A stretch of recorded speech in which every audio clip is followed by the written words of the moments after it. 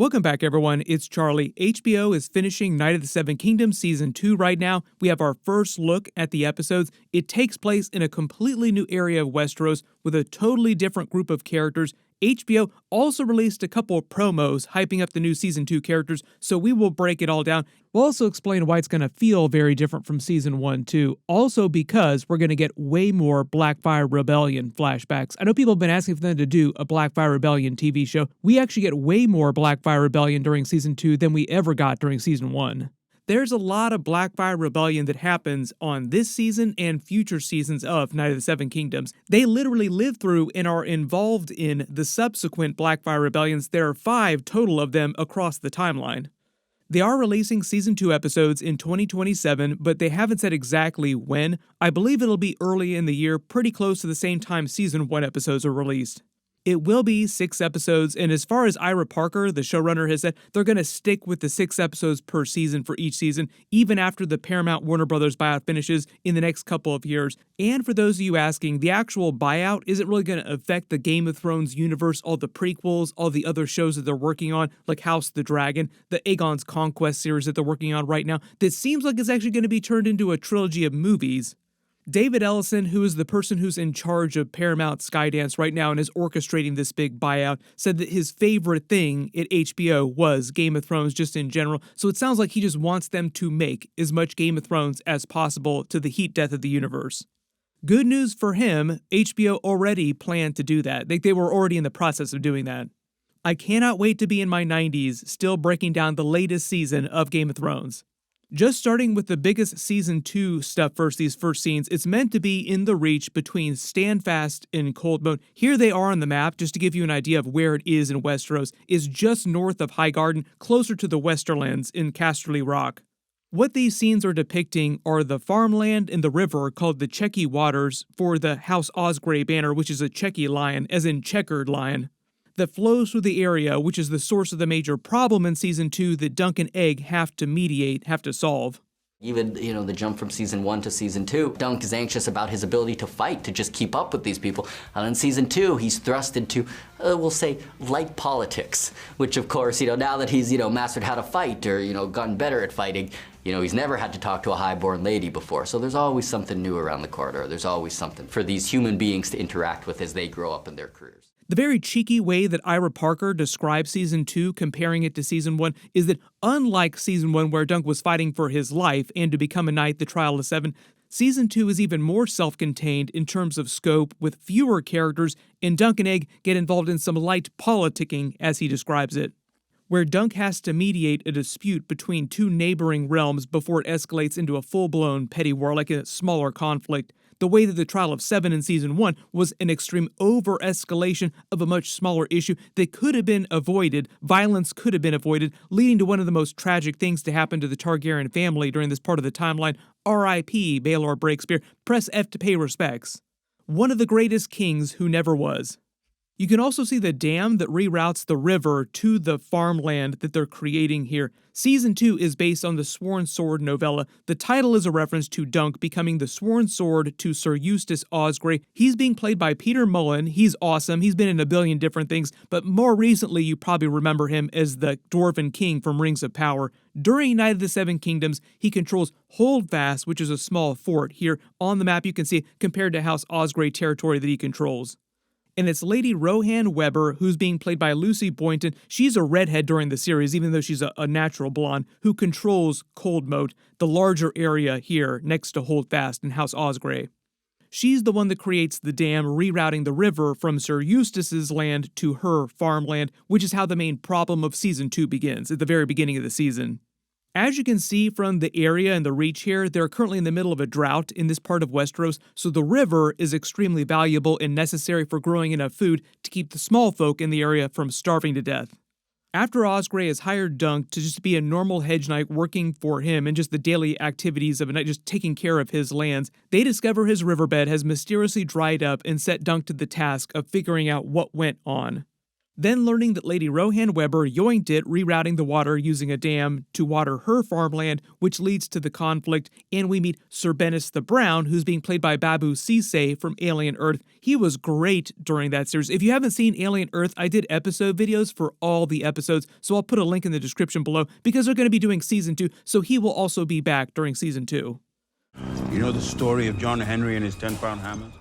Bennis the Brown, though, is another hedge knight that Osgray has hired to do what Dunk is doing. Bennis the Brown is meant to be an example of a less honorable version of a knight, though, compared to Dunk, who's trying to be a very honorable knight, and remembers Dunk and Sir Arlen when Dunk was much younger, around Egg's age, and used to torment him, so he's a very cruel person.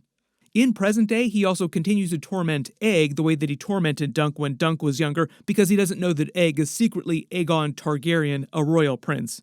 You remember at the end of Season 1, there was that end credits scene with Maekar yelling about Egg running off again, like, where the hell has he gone to, implying that he did not give his permission for Egg to go with Dunk. Ira Parker said that Season 2 would deal with the consequences of that, and I think the idea, because in the books, there was a little bit different the way this went down. Maekar eventually gives his permission to Egg on the condition that he continue to shave his head to hide his identity so that people don't notice his silver Targaryen hair, and that he carry Maekar's Targaryen sigil ring to prove that he is who he says he is, that he is a Targaryen if he needs to. Also, because of that other teaser at the end of Season 1, even though the majority of Season 2 is meant to take place in the Reach, in this area where like all these scenes are taking place, they did film scenes in Dorne, following up on the end credits teaser, where Egg says he's never been south of the Red Mountains and Dorne has great puppet shows, which is a reference to a couple different things. Yes, they do go to Dorne and they spend a couple of years there. Ira Parker said they filmed the Dorne scenes in Spain because they needed way more arid, dusty-looking land. We saw what Dorne looked like during the original Game of Thrones series. This is where the Tower of Joy was during the big flashback scene to show Jon Snow's origin. Most of the time in Dorne are given to us through Dunk's memories of what they did in the past before the events of the present day of the actual series in the Reach. So my assumption is that they'll just give us Dorne flashbacks for that. When he references the puppet shows, though, that's a Tanzel reference. She's still meant to be Dunk's best girl in the grand context, like make the anime references, but Lady Rohan Weber becomes kind of a new love interest for Dunk during Season 2. There's also a time jump of 2 years between the end of Season 1 and the beginning of Season 2, so Egg has gotten way bigger, which is why he looks way taller during these behind the scenes. This is going to be one of the outfits that he wears. But he's still only meant to be about 10-11 years old, which works for the show because Dexter Sol Anzel is growing so fast. Normally little kids grow faster than their characters age season to season, which was a big problem for the Stranger Things kids between Season 1 and Season 5 because it took them so long to make the series. They were like full-grown adults, like in their 20s by the time Season 5 happened, playing younger high school age characters. We're so brilliant. So a lot of times shows that run for a long time have to recast the younger actors. The reason why they don't have to do this for Night of the Seven Kingdoms is because there are time jumps that are written between the stories. So like it's actually part of the story that the characters get much older adventure to adventure. By the time we get to like Season 5, Egg will be an older teenager, so it'll make sense that Dexter is way taller when he actually shows up on screen. For example, this is what Egg looks like as a young man in the middle of his life, like 30s, 40s, after his children have been born. His oldest son is named Duncan after his best friend, Duncan the Tall. They call him Little Dunk for obvious reasons.